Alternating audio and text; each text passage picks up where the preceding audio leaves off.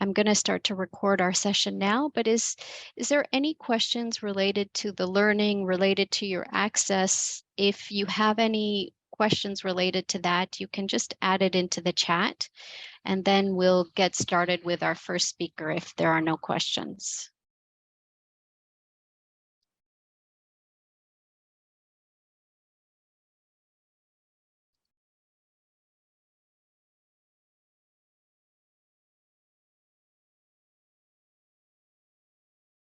Okay, so I'd like to welcome Ketaki Sood. She is a highly experienced HR professional with a master's degree in human resources and labor relations. She has a strong background in organizational change management, global project management, talent assessment, talent management, learning, and agile HR. Her experience spans multiple industries. She's worked in manufacturing, pharma, and consumer goods. She currently works for Takeda as a global HR leader supporting different data functions. She is fluent in English, Hindi, French, and German, and has an exceptional language skill acquisition capability. And this is great because she can effectively communicate across cultures.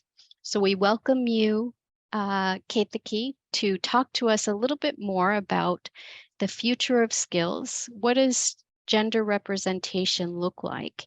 And what are some of the AI tools that we can take advantage of in the recruitment process to help us stand out? And lastly, if you could share with us a little bit more about the Ikigai model to help us navigate our career next step better. Sure. I just want to check first if you hear me well.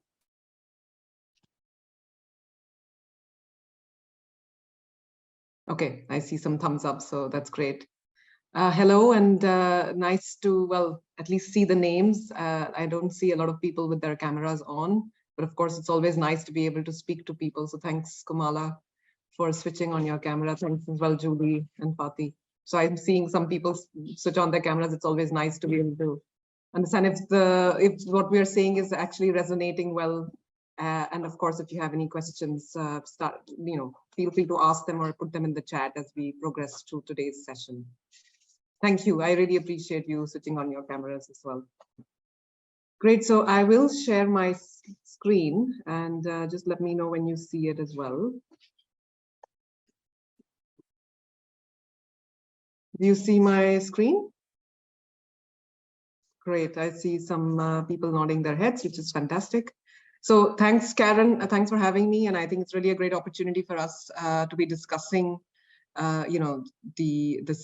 skills, diversity, and what does it all really mean and translate for us as we all have registered for the Women in Work in Tech program, which I think is a really fantastic offering. I think Karen already introduced me, but I did want to give a little bit of the personal touch as well. So besides, the professional work that she's talked about, there's also the individual me, essentially. So originally I do come from India, Delhi, which is the capital essentially. And I did move to Switzerland about 10 years ago. And I've lived on both the German and French speaking sides of Switzerland. I'm now based in Lausanne and living with my partner here.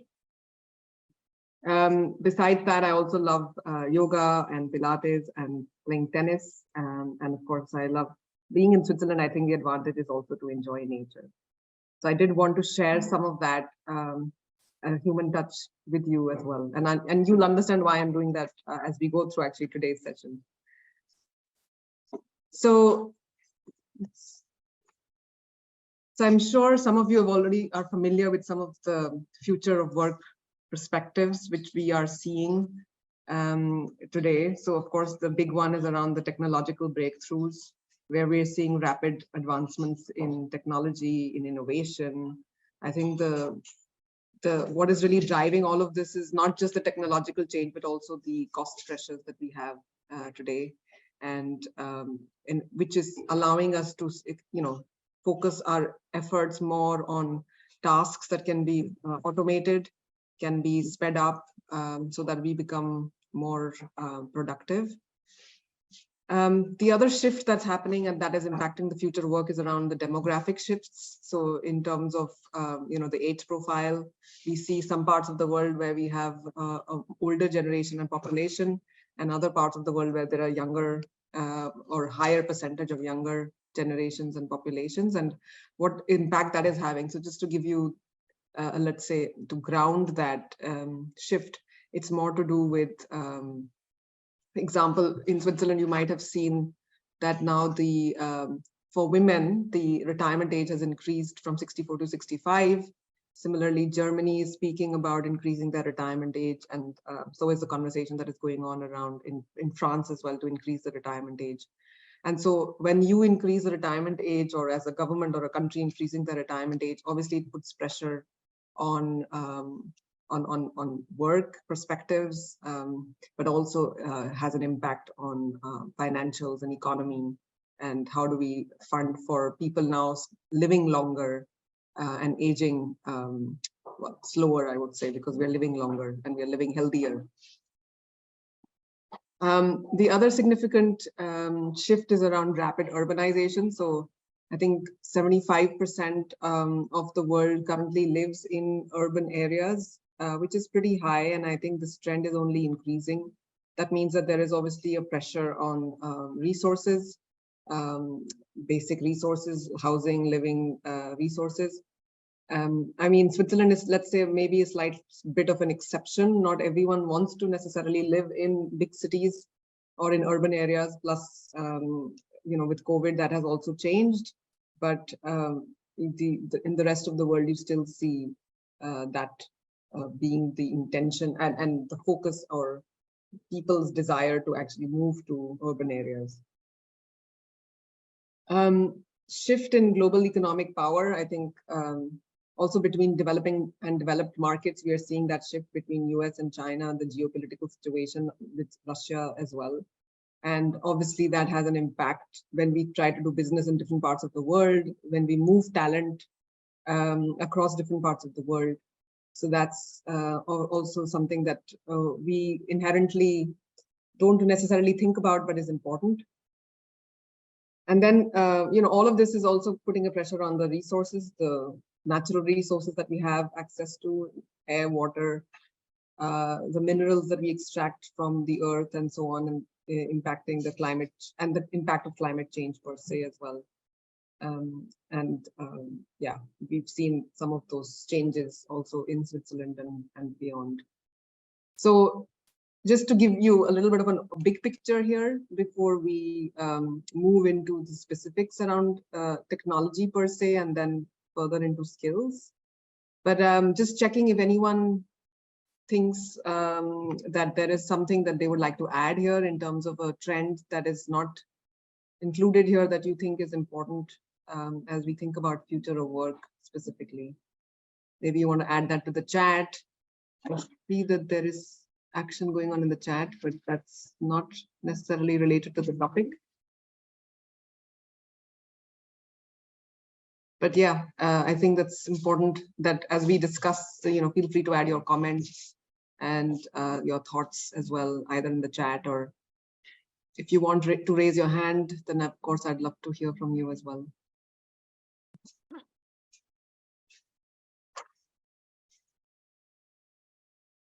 So, Ketaki, I have one question.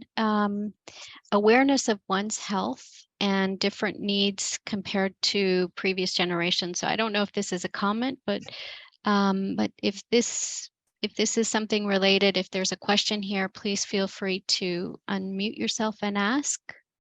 It's a comment. No, it's just a comment.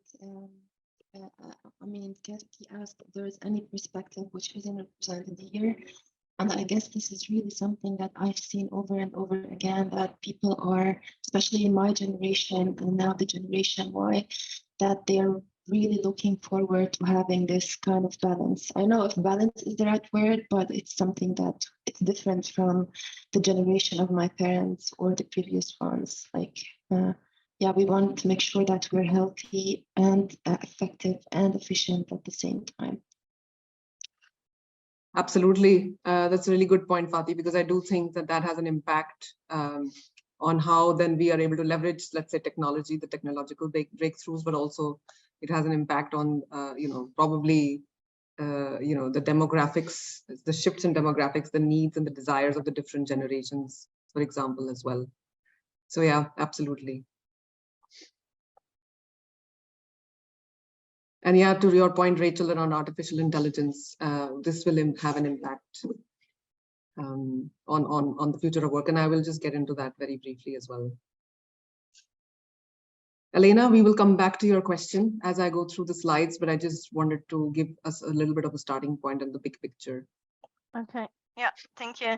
Because I'm coming from Germany originally, as I have the assignment there at the moment, and I can see that they have a kind of a different view. So they're looking really at the elderly people and trying to get them back into the companies because there's a huge lack of finding the resources. The young generation is not looking to work in Germany. Maybe it's the problem with the language, and they can't get the people from abroad as well. So it's really the lack of the resources. And now they're getting back on the elderly generation and trying to keep them and trying to offer the jobs.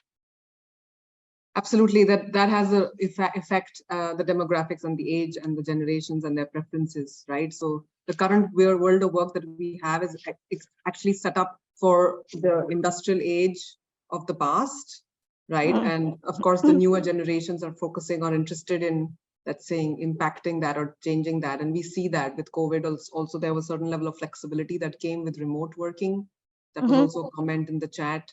And so I think in the older or developed markets, if you see more aging population, and as I mentioned, the retirement ages are, for example, changing as well, that just means that we cannot only focus on the younger generation, but also seeing how we can leverage the older generation who has so many years of experience and either to provide not only consulting but also advisory roles or mentoring roles, but among others, of course, as well. So I think that is also an area that is now emerging, and I see that also in my organization, for example, we have resource groups of employees of the older generation within France that are trying to understand what are the needs of this generation, how is it that they can create and add value to where we are in the future of work as well. I think just a little bit insights from my side, what we are thinking here in Germany. Once you raise the age for the retirement, so 65, 66, 67, and you know that after 55, there is no way to find any job on the market, you really get in panic.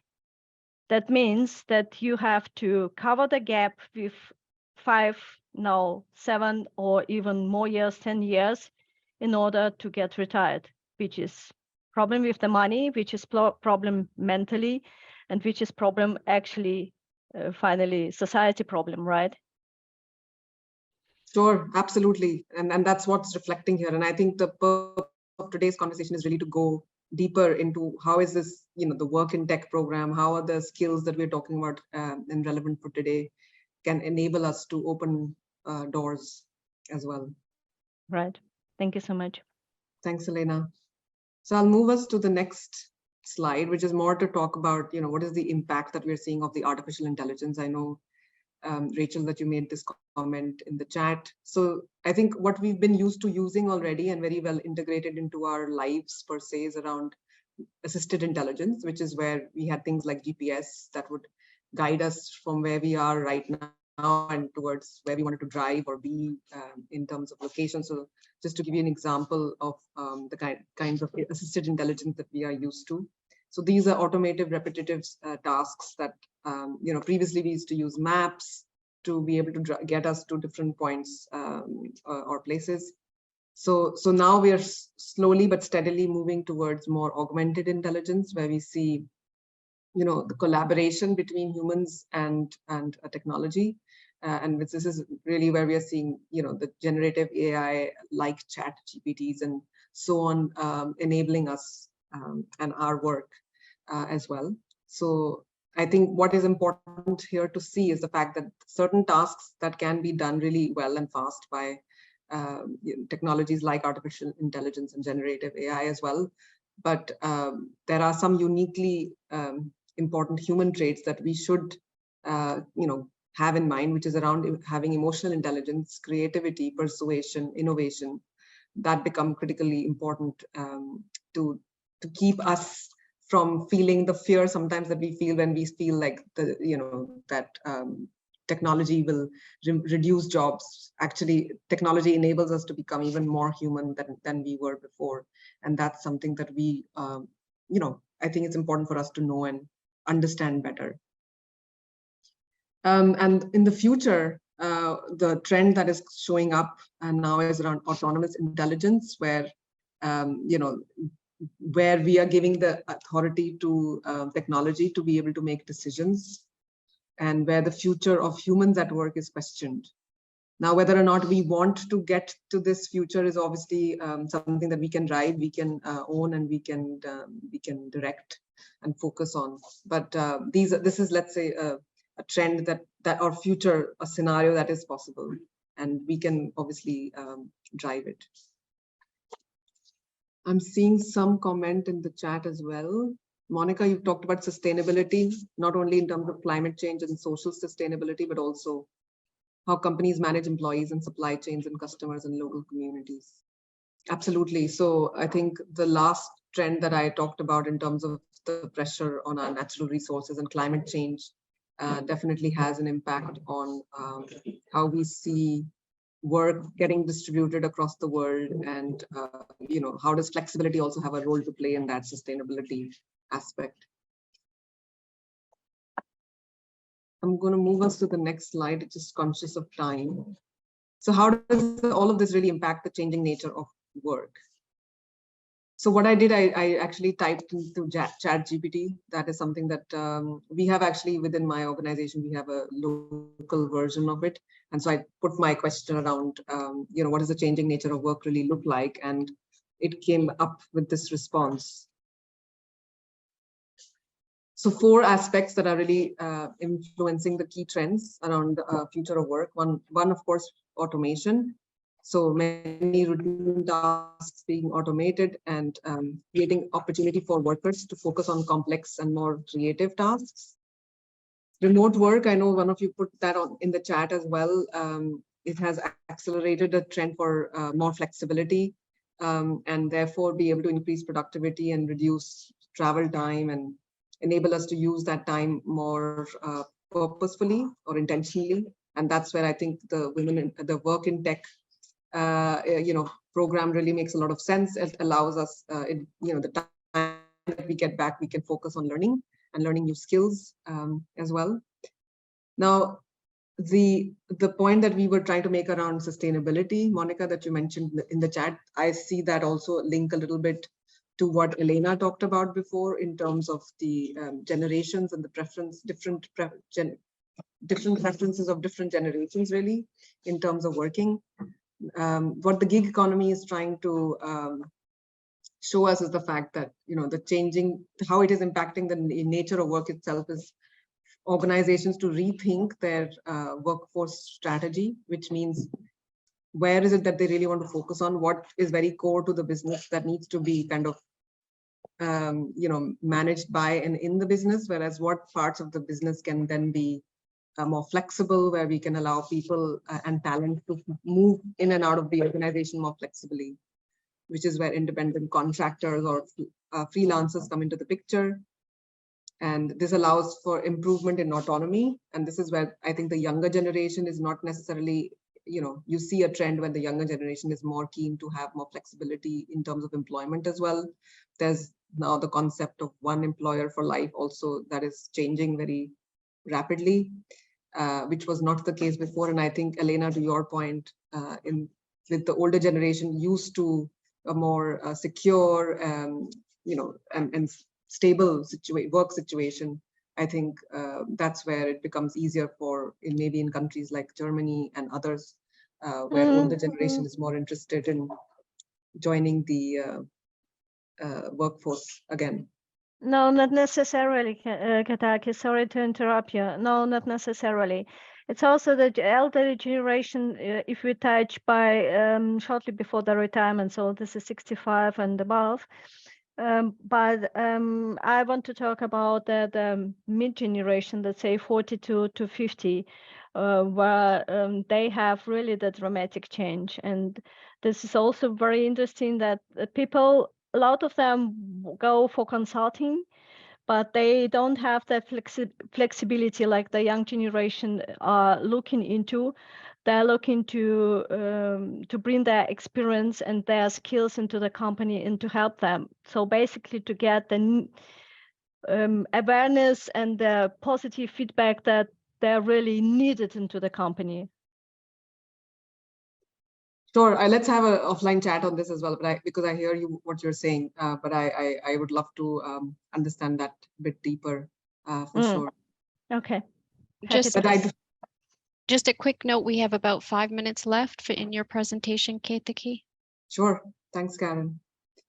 So I think one point that I did want to mention was the piece around lifelong learning, which I think is important, also given in the context of work in tech. This is something where work in tech is enabling us to learn certain skills, and I think learning it shouldn't stop at university levels whenever we might do that, but also continue lifelong. And that's what I think is the impact that future of work and all the changes that we talked about before is having.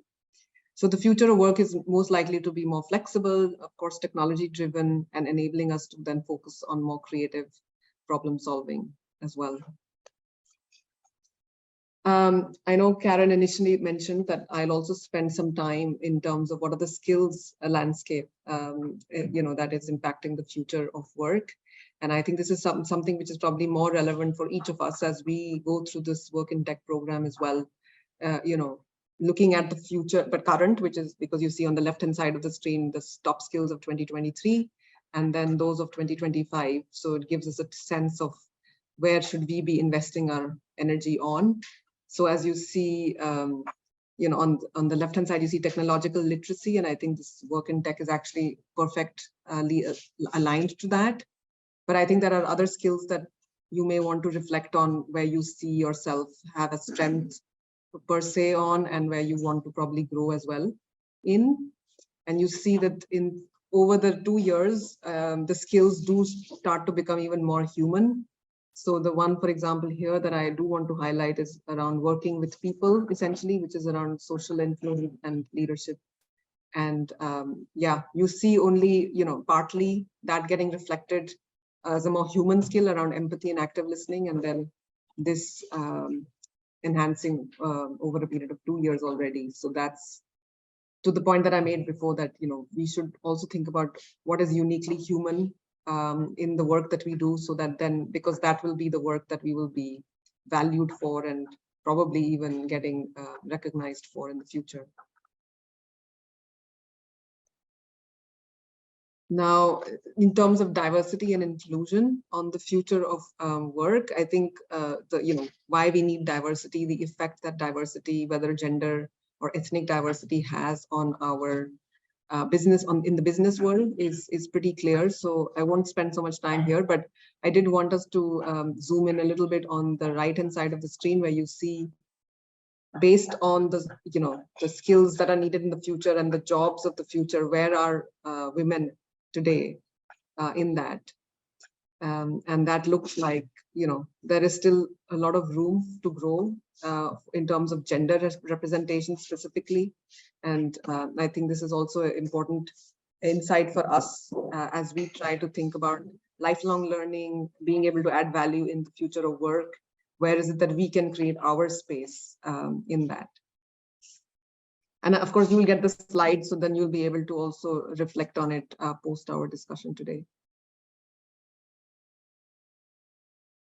So given that the jobs landscape of the future, I think this is just to give you an idea of where are we seeing the increase in growing jobs, and where are we seeing a decrease. And obviously the intention is for anyone who is in the bottom of this image that start to reskill, use some of the, this opportunity through work in tech and start to build their skills and knowledge, not just based on what you see here, but also on your own personal preferences.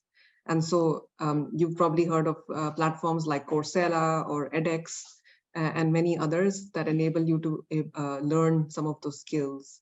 And this is just a quick assumption or tentative timeline that is shared around to learn certain kinds of skills. How much time does it take? Again, something for you to reflect on. But I think before all of this, of course, is more the bigger picture. It talks about the future of work and the changing nature of it. But my advice to anyone who's actually trying to zoom in on what is it that where you and I can play a role is actually a combination of several factors, right? So many of you are familiar with this Ikigai concept, which is really the intersection of what the world needs, what you are good at, what you can be paid for, and then what you love as well. And I think this is where we need to find, each of us need to find our sweet spot. So while all of the information that I shared before is important, and this is where I think my recommendation to you would really be to kind of, for yourselves, understand from what we've seen before, what the world is looking for in the future. It's probably something that you reflect on, what do you love doing, what you're good at, and then what can you be paid for, so that then you can really find your sweet spot with this Ikigai. So I know I rushed a little bit towards the end, but hopefully, that triggered some thinking and questions and comments. So I'm happy to take some questions and thoughts in the chat as well as. Ketaki, can we actually just go back to the slide before this, because you had some important AI tools to share? Yeah, sure, I can. I thought I will. So yeah, I did want to mention this quickly as well. So we have AI-powered tools that actually many of you can use to be able to, depending on where you are in your job search, to improve your resume and cover letter. So we have now some tools. So personally, I've used JobScan a lot of times, essentially, and not from my role per se, but also when I was looking for jobs. Where you're able to, paste the job description for the role that you're interested in, and then match that to your resume. And then it gives you a match in terms of the keywords between your CV and the job that you're applying for. And so, you can get a sense of how close or not you might be to being shortlisted, let's say. Of course, it's not a guarantee, but just gives you an indication. And we also don't know what are the other CVs that have applied for that role, but at least to the extent that you can prepare and be close enough to the job description, this is the platform that is very helpful, which I've used and I would recommend to use as well. In terms of acing the interview, yeah, Udly is the one that is recent, that you could use to prepare for your interviews, and that I guess depending on which company you apply to, you will also have the same, a chat bot or a technology trying to do a first screening for the process, and this tool Udly can also give you an initial feedback of how you're performing in terms of your word choice, your delivery, your eye contact, the pauses, and so on. So I think the body language is also something that this is providing feedback on. And then, of course, LinkedIn is now getting better and better. Of course, it's using AI technology as well, and it's using AI-powered software to help you to reach out to hiring managers and also, connect, develop a relationship or a connection with them, at least virtually, before you actually meet them in person. So some of them you might be familiar with or using already, and some might be new, but I'd only encourage you to, leverage technology and to get you to the place and job that you actually would like to be in. Thank you very much, Ketaki. What I'd like to do is I'd like to suggest that we leave any remaining questions for Ketaki and for Eglantine until the end. And I would like to briefly introduce our next speaker, Eglantine. So Eglantine Jamet is a PhD holder in social sciences, and she's specialized in gender studies. She has extensive experience in research and fieldwork, and so Eglantine brings invaluable expertise to organizations. She is an unwavering advocate for gender equality in education and corporate leadership. And she has co-founded SEM, Succès, Egalité, Mixité, in 2023. And since 2018, she has been leading Artemia Executive. And with this, she champions gender diversity in the business world. She's recognized the link between diversity, corporate culture, and success. And she guides companies to cultivate that authentic diversity in executive teams. Her approach really involves leveraging transferable skills and desired outcomes in the recruitment process. She also helps companies drive profitability and foster innovation-based leadership. So with Eglantine, we will explore further this notion of transferable skills, resume essentials, how you can leverage social networks, and what does it really mean to choose that right place of work? So without further ado, let's welcome Eglantine. And Eglantine, feel free to share your slides directly as a presenter. Yes, thanks a lot. Thank you, Karen, for the organization, and thank you, Ketaki, for what you shared. I hope we can. Yeah, I just struggle to get my slide here. Yes, very nice to be with you today. I thought I was going to share a few tips as a recruiter, because it's true, it's not my first job, but it's what we do mostly at Artemia. We work as a headhunting company with a specific mission to try and promote gender diversity in senior roles. So we do make what is necessary to present at least 50% of female candidates for all the roles companies trust us with. And we also, of course, include some awareness on biases in all our processes, and making our clients aware also of all the biases that you can have at each step of the recruitment process.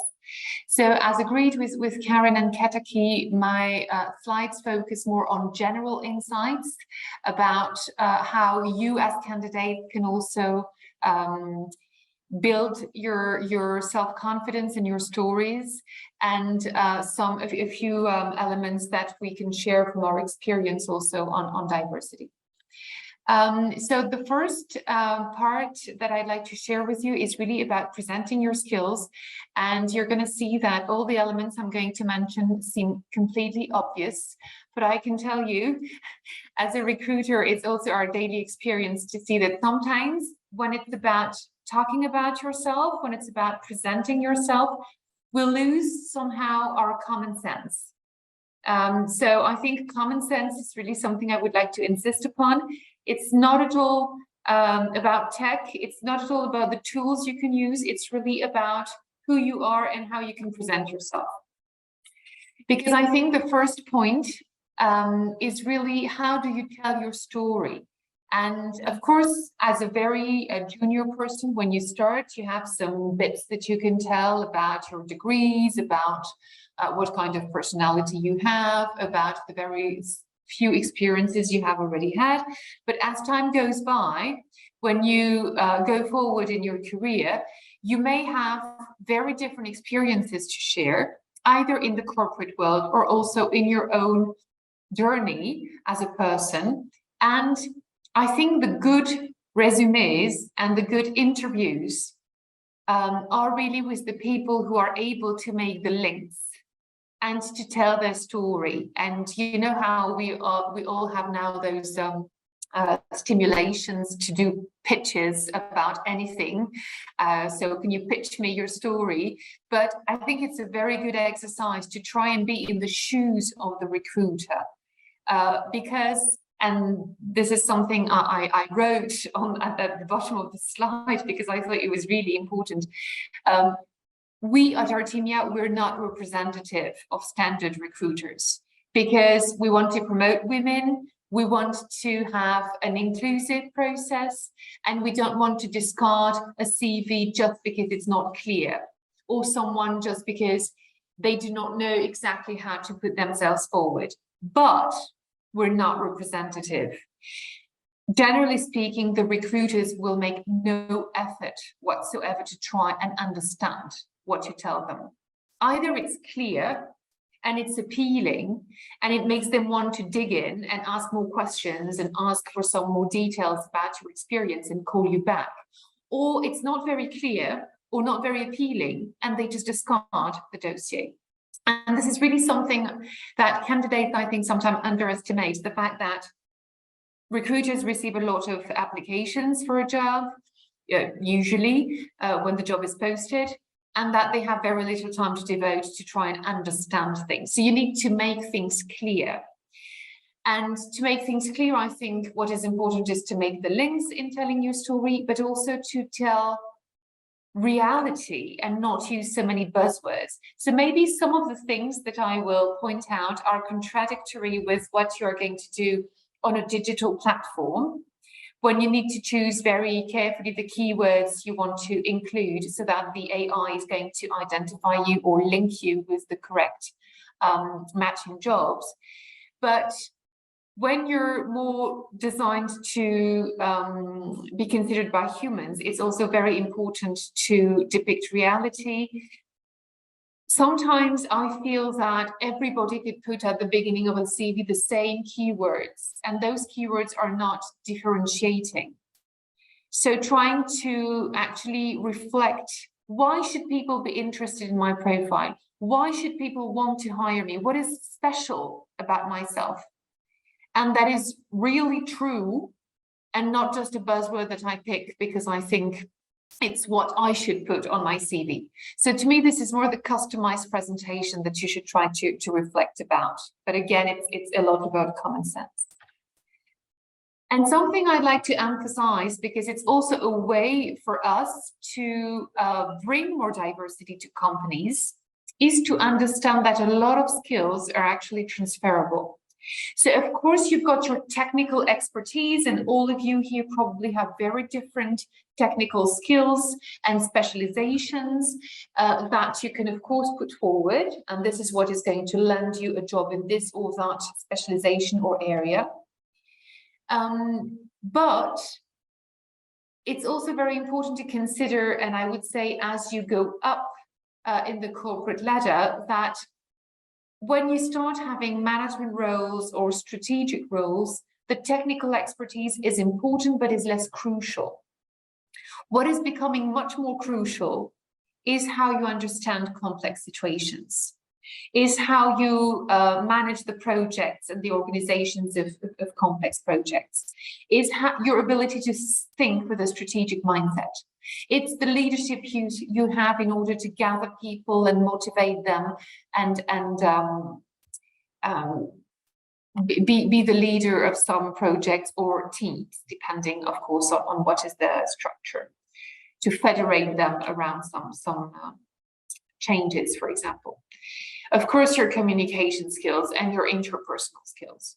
So, interestingly enough, it is all human abilities that are probably less in competition with a tool, with what artificial intelligence can produce today, even though, of course, things are moving very fast.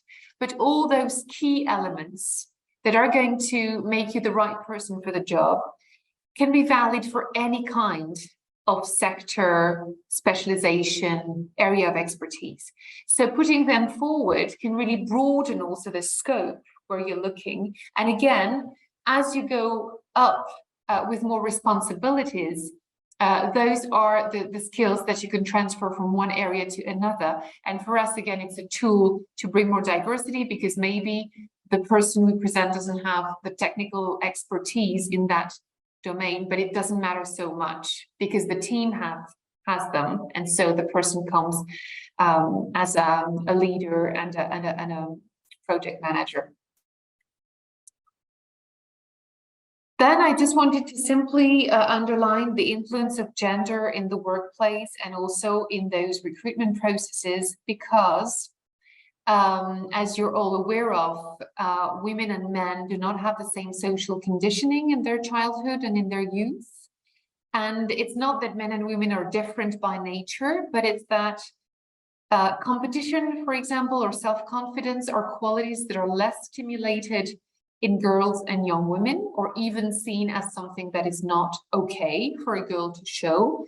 And this explains the gap that exists in adulthood in the way men and women tend to present themselves or assert themselves. And I just wanted to remind you that if you're aware of it, you can find ways to navigate in this corporate world that is biased. Because there is something that we know, and some studies at Harvard have demonstrated that, which is that when a woman sticks to female stereotypes, that is to say, caring, nurturing, emotional, kind, smiling, nice, she's liked. She's a nice person.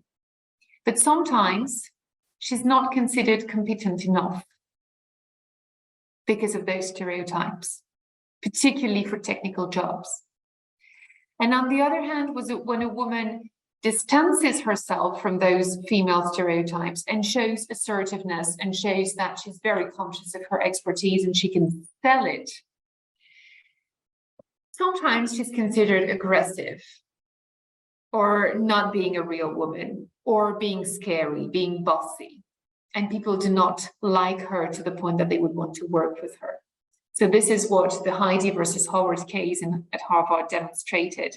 The fact that when you were presented with the same story about a successful entrepreneur, you were not reacting the same way, whether you were told this entrepreneur was called Heidi or whether this entrepreneur was called Howard. So just on the basis of gender, the story was understood differently by the students.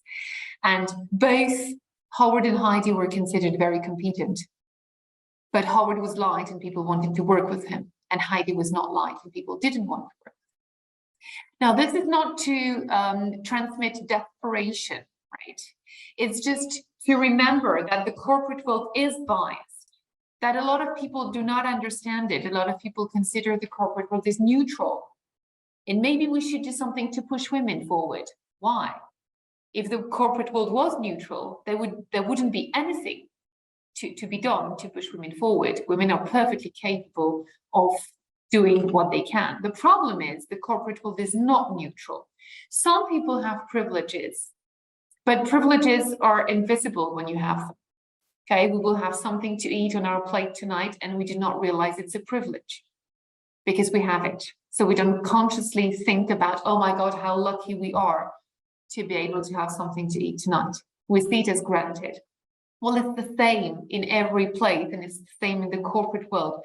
When you have the privilege of not having to justify yourself about how you will organize yourself with your children, of not having to prove twice as much that you're competent enough, that yes, you know what you're talking about as a technical expert, you don't realize it because you don't know what it is not to have this privilege.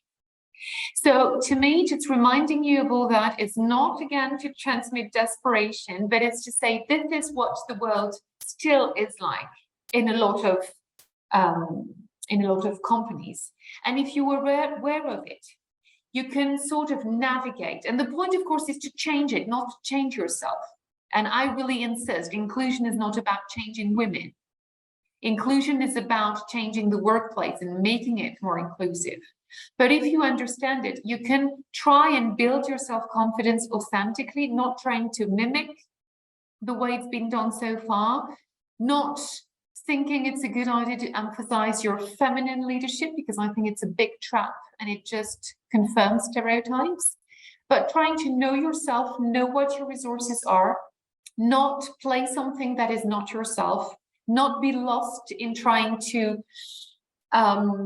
make people think you're different, but just be assertive about who you are and what your skills are, and then being able to tell your story in the right way. And very quickly to conclude, of course, you're going to tell me, yes, but can I really choose my work environment? Because if you're looking for a job, you don't always have the luxury. Well, good news number one is that we have a talent shortage in Switzerland at the moment. I would say in tech jobs particularly, and women are particularly also wanted in order to have more diverse teams. So you're in a position of strength normally. Now, it all depends, of course, in the type of jobs you're looking for and with the type of experience you already have. So I'm not saying it's easy at all. I'm just saying that on the bright side, some of you may be in a position of strength and may be able to choose. Then when you can choose, you can decide that trying to recognize what an inclusive place is a priority. And this means that it's a place, well, where biases are being challenged, and it's not just once with the training, it's on an everyday basis, and it has direct consequences also on the leadership model, because the leadership team has to be an example, otherwise it doesn't work. Then, of course, you should not accept any kind of sexism, because this is something that may seem sometimes subtle or not so serious when it's just jokes or remarks, but it's actually, then it means that the sexist atmosphere is tolerated and some much more serious problems may arise. And also this is something for employers to understand that it's their responsibility, because it's directly linked to mental health and to well-being at work, and also to the performance that people can produce. And of course, something very important is to have some flexible conditions, and something that is put forward not for women, because it's not just women's responsibility to juggle, but for everyone. When I say a variety of solutions, it's because it's not everybody needs the same kind of solutions, depending on where you are in your life and what is acceptable or possible for you. And maybe I conclude with this. I would like women to be very much aware of the fact that negotiating an 80% job just because you don't want to feel guilty on Wednesday afternoon if you deal with your kids and you don't want to have meetings. A lot of women negotiate that. And in the end, they cannot hold the 80% because the job was designed for 100%. And nothing has been changed to make it 80%. So in the end, yes, you can be with your kid on Wednesday afternoon without feeling guilty, but you end up working the number of hours that is for 100% and being paid 80%. So try to negotiate flexibility more than a false part-time job. And it's important for employers to be aware of that as well, and make sure that when they offer a job between 80 and 100%, well, if the person takes it at 80% or 90%, then something in the job desk has to be adapted. Otherwise, it's just pay inequality disguised. So I stop there, and I'm very happy to take your remarks, questions, and start the discussion. There are some questions in the chat, Eglantine, so I can share those with you, or we can ask the question owner to speak up directly. So the first one is related to our LinkedIn profiles. How important are the LinkedIn profiles that we have in terms of being the first eyes of recruiters looking at them? LinkedIn profiles are important because it's one of the main tools that is being used by recruiters when they do proactive sourcing. So it's important to tag your profiles with keywords that we can find you in the right area of expertise. And it's also important to work maybe on your titles and on the content of what you put on your profiles, because sometimes it's not clear at all with the dates, with the kind of experience that was realized. And try on your resume and on your LinkedIn profile, be selective. If at a certain time of your life you've changed every 6 months or had minor experiences, don't put everything. or put it under the same umbrella so that we don't get the impression that you've had a very chaotic experience, for example. And again, it makes it more visible. Yes, I will give my contacts. Maybe I share just the last slide of the presentation so that you have my contact. I don't know if it answers the questions. I mean, there is a lot to say, but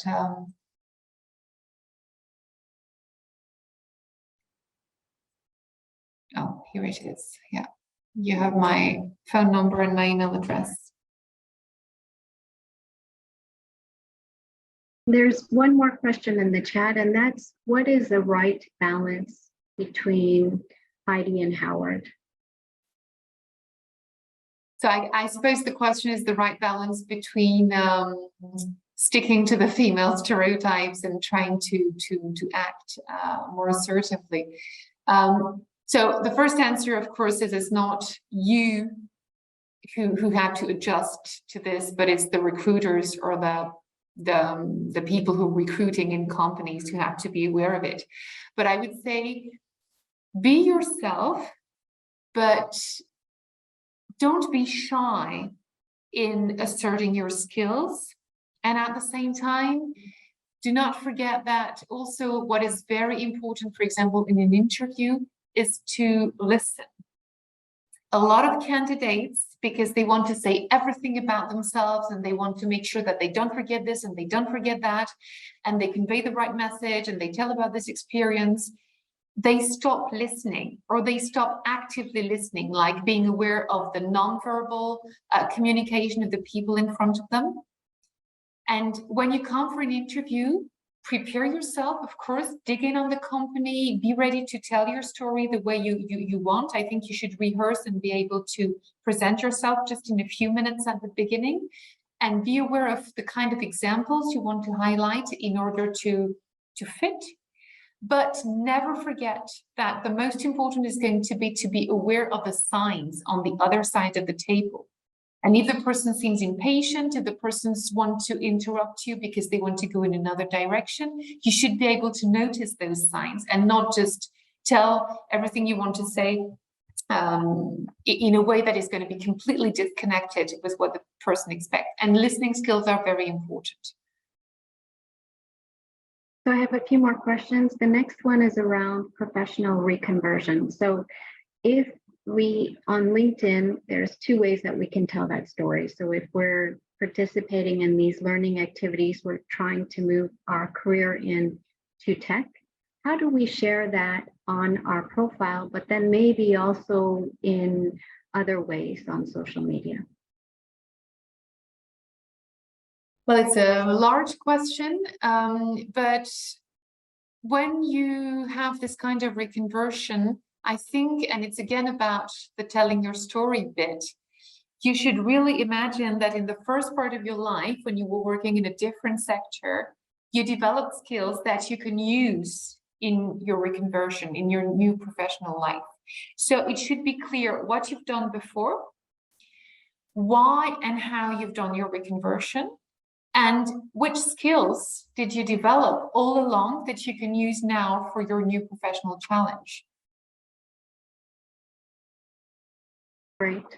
And so what we've seen is, please do update your LinkedIn profiles, and do feel free to share in any post that you're participating in this learning and some of the successes you have. And I think there was another question, and that is, there's two. Do you recommend uploading a CV onto your LinkedIn profile? Yeah. The more information we get easily, the more we can reach out. And the next question is, how is it best to present career gaps with maybe a sabbatical, time off to raise family, etc.? Well, again, it needs to be clear and understandable when we look at your path. And I mean, don't overplay it, I would say. But it's very nice also to just say a few things about what you've been doing, or the sort also maybe of experience or skills it has made you developed. So I would say don't overdo it, like having a whole paragraph and explaining that being a stay-at-home mom has made you develop tons of things. But at the same time, it can be interesting just to have a few lines and to put out the enrichment it has given you. So we have one more question and we're right at one, so we can end after that. And that is, do you recommend adding a picture to your CV? Well, ideally, I think we should have pictures with no CV, no name, etc. But in Switzerland, it's not. I mean, so far, I think companies are not ready for that. But don't put your children on your CV. You should only put things that are going to be positive, I mean, to be supportive for what the person in front, on the other side will understand. So I see the question also about the date of birth. Okay, you can not put it, but in the end, people will try and estimate it with your degrees and your years of experience. So sometimes it's probably best to be honest and just put your date of birth. But again, to me, the children bit, for example, it's not that you have to be ashamed of having kids or anything, but it's just that some recruiters will have biases and they will not discriminate a man who with 3 or 4 kids, but they will discriminate a woman with 3 or 4 kids. So just don't put the information. Okay, 2 last questions. I think the first one is, should we even be putting gaps in our CV? Is that necessary? Well, again, if there's nothing for 5 years and we don't know why, some people will be scared about why is there no explanation. So it's risky. And I think it's best that it's understandable. So yes, I would definitely put the gaps. But then you need to put it in a smart way, obviously. Because if you have for 5 years done different things and try to wrap it up in a way that again shows consistency, or you can use it to say something about yourself. The last comment here I'm just going to relay is, if the career path has changed recently, like 10 to 15 years in process management and then changing to business intelligence, what is it better to follow, long experience or short but recent experience? And so my feedback, and then Eglantine you can add, and Ketaki, is really to focus on where you want to go and then highlight the long experience and the recent short experience that is in line with where you want to go. Yeah, absolutely. It needs to lead there, but you should not undermine or not show the long experience, because it's also where you build the transferable skills, and it's giving substance to your resume. But of course, it should be oriented with your goal.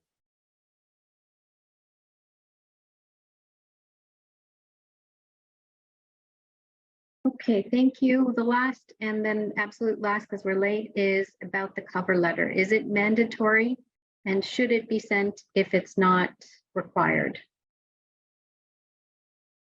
Normally, it's clearly specified if it's required or not. So I wouldn't necessarily send one if it's not required. And again, in your cover letters, try to be very much straight to the point, but add substance. And yeah, I think it's really about common sense. Sometimes you read a cover letter and either you don't understand what the person has done, or you think the ego of the person is so big because the person is just telling you about why she's the best candidate, and it's not for the candidate to decide that. So one piece of advice for the cover letters, the point of the cover letter is to show the link you make with your skill and what you have understood of the job. So you need to talk about the job and the company and then explain why your skills can fit. But if you only talk about yourself, first we have the impression that you're completely self-centered, then we're not sure you have understood the job. And third, there is also the impression that you use the same cover letter for any application, which may be the case, but you don't want to show that. And you want to show that you have made your homework, you are interested, it shows your motivation. Otherwise, where's the motivation if it's just sending the same CV and cover letter to everyone? So we want to see your motivation.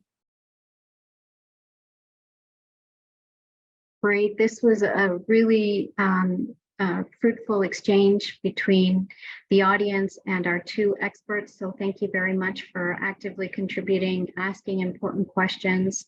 And the dialogue was great. It was really important to hear these really bite-sized takeaways that we can use and adapt. And in our next session, we'll actually learn more about how we can use our skills and how we can take those skills further in other tech programs. So thank you very much for joining us today, and feel free to reach out directly to our speakers. Have a wonderful afternoon, everyone. Thank you. Bye-bye. Thank you. Bye.